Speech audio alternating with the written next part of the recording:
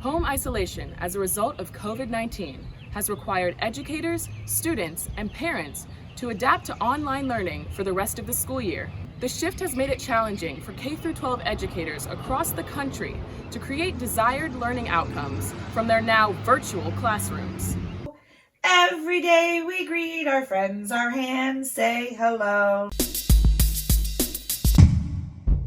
Mrs. Thomas, a kindergarten teacher in Fairfax, Virginia, has worked hard to accommodate the loss of face-to-face connection with her students, but has struggled to hold the attention of 23 5- and 6-year-olds in teaching them fundamental skills over the computer.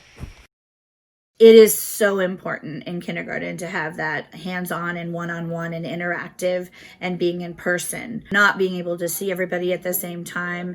I think kids lose focus. There's lots of distractions with kids popping on and off the screen, whereas in the classroom, I can be able to get their undivided attention with all of them together and seeing all of their faces. There's distractions at home, for instance, I'll see in the background, mom cleaning or the dog barking. They're just not on a schedule, and kids need schedules and routines and structure. And so I feel for that reason, it's a little bit harder. I think that already they're going to have to put into place a lot of review, because in first grade, they kind of want to jump right into reading, and we didn't even finish the reading groups and get them really strong in the phonetics of the reading and everything.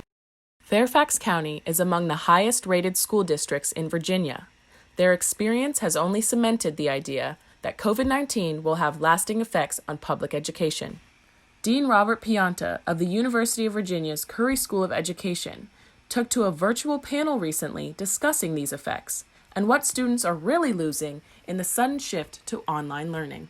55 million children are out of school right now, and they're all trying to learn on the internet. I think we've clearly seen the importance of teachers. Very, very well-run school systems like Fairfax struggle. Learning loss for the average K-8 kid is going to be about 30% of the gains that you'd normally get in reading in a year are gone. And almost 70% of the gains you'd see in math are gone. And this is, these are trends that are exacerbated for kids that are low achieving or vulnerable. So, parents, students, educators have been heroic, but I think at a lot of levels, it's not going great. We're struggling. As we move into the fall, in whatever the arrangement's going to be, whether it's in split classrooms, whether it's in whole classrooms, whether it's in a virtual environment, we have learned, if we've learned one thing about a lot of this from all this, it's been the fundamental importance of the whole person, and the social and emotional experiences of the learners. I think some primary focus on that element of the experience, of the learning experience, redefined more broadly, is going to have to be a real important part of that initial kind of onboarding experience for everybody.